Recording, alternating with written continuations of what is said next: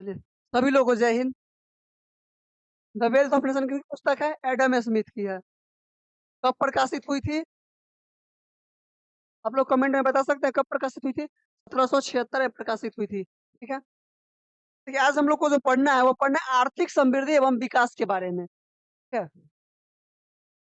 आर्थिक समृद्धि एवं विकास के बारे में, इकोनॉमिक ग्रोथ एंड डेवलपमेंट के बारे में हम लोग को आज पढ़ना है। ठीक है। आर्थिक समृद्धि से क्या अभिप्राय होता है? आर्थिक समृद्धि से जो अभिप्राय होता है, किसी किसी समय अवधि में, यानी किसी समय में, 1876 नहीं होगा भाई, 1776 होगा। इस समय अवधि में किसी अर्थव्यवस्था में होने वाला वास्तविक आय से होता है। ठीक है। समानता देखा जाता है क्या कि जीएनपी, जीडीपी या प्रति व्यक्ति आय में वृद्धि हो रही है, तो उसे माना जाता है क्या कि आर्थिक समृद्धि हो रही है। ठीक है।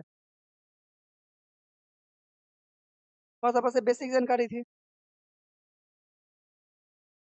और किसी देश का अगर आर्थिक समृद्धि निकालना है तो उसके लिए उपयुक्त मापदंड क्या है? प्रति व्यक्ति आय। तो हमारा भारत का प्रति व्यक्ति आय क्या है? सबसे न्यूनतम है। तो चलते हैं आज क्वेश्चन पे फिर। जैसे होगा आगे फिर बताया जाएगा विशेष।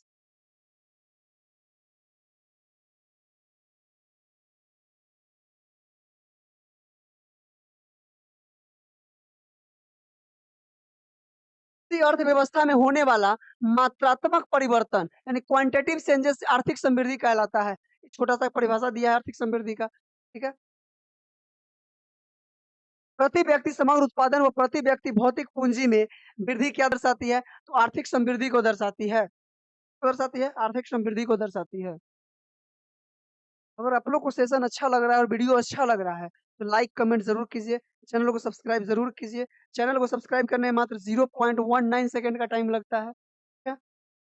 और अगर इसका पीडीएफ आप लोग प्राप्त करना चाहते हैं तो डिस्क्रिप्शन में टेलीग्राम का लिंक दिया हुआ है, वहां से आप लोग जो है इसका पीडीएफ प्राप्त कर सकते हैं। ठीक है। चलिए फिर क्लास आगे बढ़ाते हैं। यदि किसी देश में पूंजी निर्माण यानी कैपिटल फॉर्मेशन हो रहा है की और व्यवस्था पर क्या प्रभाव पड़ेगा? तो आर्थिक समृद्धि अनिवार्य रूप से क्या होगी? वृद्धि होगी। और देश में पूंजी निर्माण जो है हो रहा है तो आर्थिक समृद्धि में वृद्धि होगी। ठीक है। किसी भी देश के लिए आर्थिक समृद्धि का सबसे उपयुक्त मापदंड किसे माना गया है? प्रति व्यक्ति के वास्तविक आय से माना गया है। भारतीय अर्थव्यवस्था में किस वर्ष में सर्वाधिक समृद्धि दर प्राप्त हुआ था? तो वर्ष 2006-7 में जो है 9.6% प्राप्त हुआ था। ठीक है। भारत में बचत यानी सेविंग और पूंजी निर्माण की ऊंची दर होते हुए भी समृद्धि दर कम होने का मुख्य कारण क्या है? तो पूंजी उत्पाद अनुपात क्या होता है? अधिक होना। पूंजी उत्पाद का अधिक होना क्या होता है? भारत में बचत बचत और पूंजी निर्माण की ऊंची दर होते हुए भी समृद्धि दर का कम होना। आर्थिक समृद्धि तथा आर्थिक विकास किस प्रकार की अवधारणा है? तो वस्तुनिष्ठ एवं व्यक्तिनिष्ठ है। कैसी अवधारणा है? तो वस्तुनिष्ठ और व्यक्तिनिष्ठ अवधारणा है। किसी अर्थव्यवस्था में होने वाला मात्रात्मक एवं गुणात्मक परिवर्तन को आर्थिक विकास कहते हैं। इन्हें सामाजिक मूल्य में निहित होते हैं। तो परिभाषा इस सबको एक बार आप लोग खुद देखिए, दोबारा इसको देखिए, सब इस परिभाषा आपको याद होगा। इसी में हम लोग को ना देखना होता है, सबका सूचकांक वगैरह देखना होता है कि साली रिपोर्ट में कौन से स्थान पे कौन सा देश है। आर्थिक विकास यानी इकोनॉमिक डेवलपमेंट के मुख्य संकेतक क्या है? तो मानव पूंजी में वृद्धि होना चाहिए। आर्थिक विकास कब होगा? जब मानव पूंजी में वृद्धि होगा, असमानता में कमी आएगी और अर्थव्यवस्था में संरचनात्मक परिवर्तन आएगा। क्या होगा? आर्थिक विकास होगा। ठीक है? अभी थोड़ा सा कमेंट को हम कम देख रहे हैं, क्वेश्चन अभी जल्दी जल्दी देखते हैं। आर्थिक उदारीकरण की नीति लागू होने के पश्चात किस वर्ष आर्थिक विकास पर सर्वाधिक रही है? तो वर्ष 2006-7 में सर्वाधिक रही है, 9.6% रही है अत्यधिक। इस पंचवर्षीय योजना में आर्थिक विकास दर सबसे कम रही है। आर्थिक विकास दर सबसे कम रही है, तीसरी पंचवर्षीय योजना में रही है। कौन बताएंगे तीसरी पंचवर्षीय योजना का कार्यकाल? तीसरी पंचवर्षीय योजना का कार्यकाल कौन बताएंगे? आप लोग कमेंट में जल्दी बताइए तो।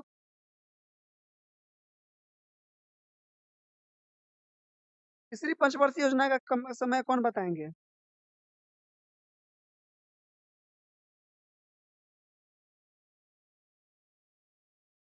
1961 से 66 था तीसरा पंचवर्षीय योजना। पहला कब था? 56 से 61, दूसरा 61 से 65, 61 से 66 होगा दूसरा ना? सॉरी, सॉरी, सॉरी गलती हो गया। पहला था 51 से 56 दूसरा था 56 से 61। उल्टे बता रहे थे। धन्यवाद। आ जाता है दिमाग। 1951 से 56 जो था, वो पहला पंचवर्षीय योजना था। दूसरा कब था? 56 से 61, 1956 से 61। तीसरा कहाँ कितना कहा था? 61 से 66।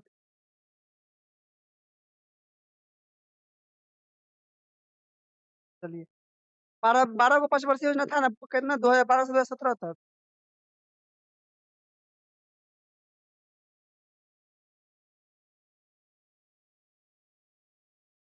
पंचवर्षीय योजना का एक बार अलग से आप लोग को पूरा टॉपिक बता देंगे, कौन किस मॉडल पे आधारित है, हेमाडोमर मॉडल पे आधारित है, पीसी महालनोबिस पे दूसरी आधारित है। ये सब जो है बता देंगे। तो पहली पंचवर्षीय योजना पे जो है कृषि संबंधित आया था। फिर आपका जो है गरीबी हटाओ, चौथी चौथी पंचवर्षीय योजना में गरीबी हटाओ था। फिर तीसरा में था फैक्ट्री वगैरह औद्योगिक क्षेत्र में का विकास हुआ था दूसरा में। देखना है। इस पंचवर्षीय योजना में आर्थिक विकास दर सर्वाधिक रही है, तो 11वीं पंचवर्षीय योजना में जो है सर्वाधिक रही है। 11वीं पंचवर्षीय योजना का कार्यकाल बताएंगे आप लोग? 2007 से 12 था। 12 से 17 12वीं का था। चलो याद रखें ना, 12वीं पंचवर्षीय योजना।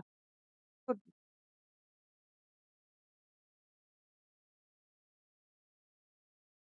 12वीं पंचवर्षीय योजना 12 से 17। चलिए आगे बढ़ते हैं। सकल घरेलू उत्पादन यानी जीडीपी परिवर्तन की दर क्या कहलाती है? आर्थिक विकास दर कहलाती है। देखिए, जीडीपी क्या होता है? Gross domestic product.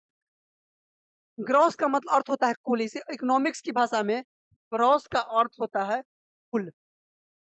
तो मान लीजिए, सिंपल से एक लाइन में एक छोटा सा आपको जो एग्जांपल लिख देते हैं। मान लीजिए क्लास पूरा भरा हुआ है, ठीक है?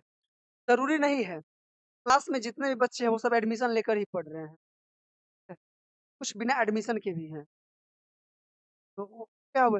वो तो है, तो ग्रॉस मतलब कुल है, लेकिन क्या इससे जो है हमें पूरा फायदा हो रहा है? नहीं।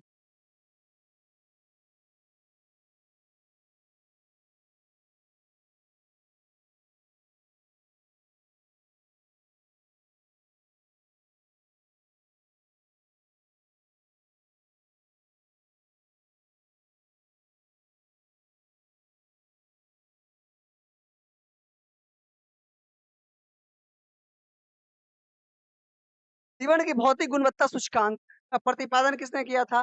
तो मॉरिस डी मॉरिस ने किया था 1976 में, ठीक है? जीवन की भौतिक गुणवत्ता। वर्ष 1970 में आधारभूत आवश्यक प्रत्यागम यानी बेसिक नीड अप्रोचेस के दृष्टिकोण का प्रतिपादन किसके द्वारा किया गया था? तो विश्व बैंक के द्वारा किया गया था, ठीक है? और विश्व बैंक का एक और नाम है।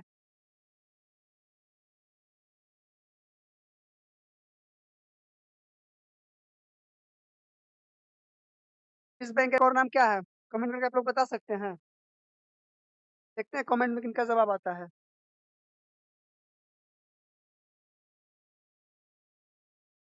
जल्दी कीजिए।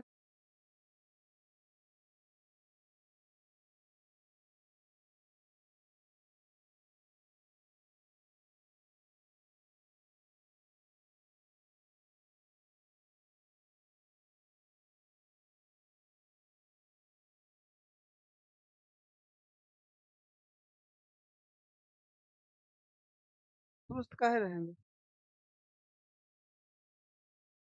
है?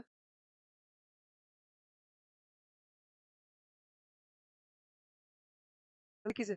आर्थिक विकास के मापन हेतु क्रय शक्ति क्षमता विधि यानी पीपीपी का जो प्रतिपादन किसने किया था? तो जीआर कौशल के द्वारा जो है किया गया था, पीपीपी मॉडल, ठीक है?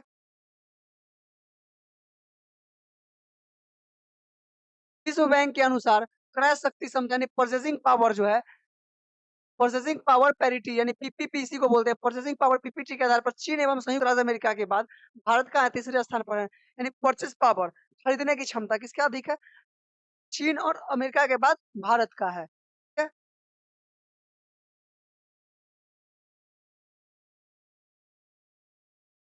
अर्थतंत्र में ज्ञान तकनीक, कुशलता, शिक्षा आदि को किस प्रकार की पूँजी माना जाता है? तो मानवीय पूँजी माना जाता है।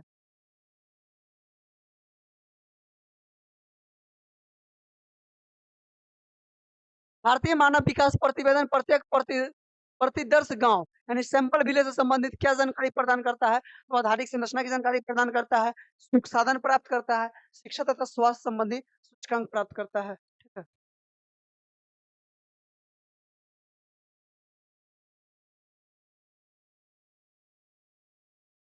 किस अंतर्राष्ट्रीय संस्था के द्वारा वर्ष 1990 से मानव विकास सूचकांक को प्रस्तुत किया गया है? तो संयुक्त राष्ट्र विकास कार्यक्रम यूएनडीपी के द्वारा प्राप्त किया गया है। अभी लास्ट के 2 मिनट में ना आपको हम सारा का बता देंगे कौन-कौन से कौन रैंक पे है, ठीक है? लास्ट के 2 मिनट में बस 2 मिनट और इंतज़ार कीजिए। संयुक्त राष्ट्र मानव विकास सूचकांक एचडीआई यानी ह्यूमन डेवलपमेंट इंडेक्स किसके द्वारा विकसित किया गया है? तो महबूब उल हक के द्वारा जो है किया गया है। किसके द्वारा किया गया है? महबूब उल हक के द्वारा किया गया है। महबूब उल हक ने जो है इन्होंने कहा था कि आर्थिक आर्थिक विकास को गरीबी के विरुद्ध लड़ाई के रूप में परिभाषित किया, चाहे वह गरीबी किसी भी रूप में हो। ठीक है? मानव विकास सूचकांक के 3 मुख्य घटक कौन-कौन से हैं? एक तो जीवन प्रत्याशा हो जाएगा, शैक्षिक स्तर एवं प्रति व्यक्ति और तीसरा कौन हो जाएगा? सकल घरेलू उत्पाद। जीवन प्रत्याशा सूचकांक यानी लाइफ एक्सपेक्टेंसी इंडेक्स यानी एलईआई की गणना हेतु अधिकतम आयु प्रत्याशा 85 वर्ष तथा न्यूनतम आयु 30 वर्ष ली जाती है।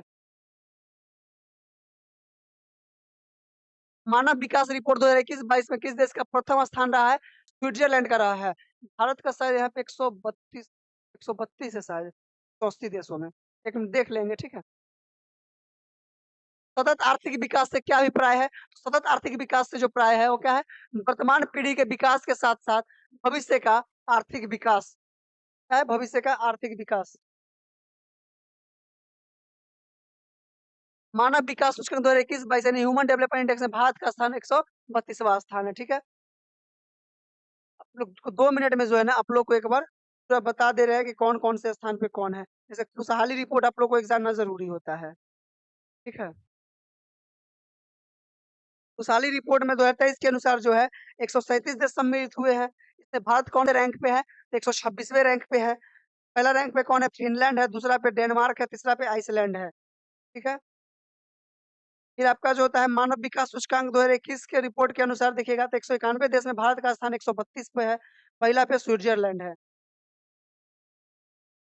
कोविड-19 प्रदर्शन सूचकांक देखिएगा तो 98 देश में भारत का रैंक 86 है, पहला पे न्यूज़ीलैंड है। भुखमरी सूचकांक देखिएगा 2022 का भारत का रिपोर्ट, उसमें जो है 121 देश शामिल है, इसमें भारत का स्थान 107 है, ठीक है?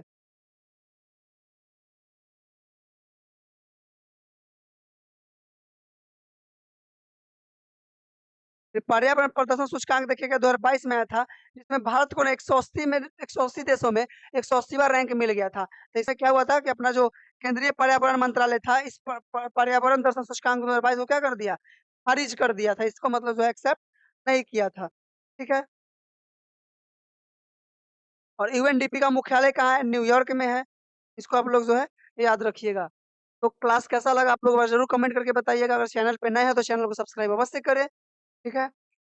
और एक अच्छा-सा कमेंट, प्यारा-सा कमेंट ज़रूर करें क्योंकि चैनल को सब्सक्राइब करने में मात्र 0.19 सेकंड का टाइम लगता है। और अगर इसका पीडीएफ प्राप्त करना चाहते हो तो टेलीग्राम के नीचे डिस्क्रिप्शन का इस वीडियो के नीचे डिस्क्रिप्शन में टेलीग्राम का लिंक दिया हुआ है। वहाँ से आप लोग टेलीग्राम को जॉइन कर सकते हैं। वीडियो देखने के लिए आप लोग का बहुत-बहुत धन्यवाद। और आप लोग बता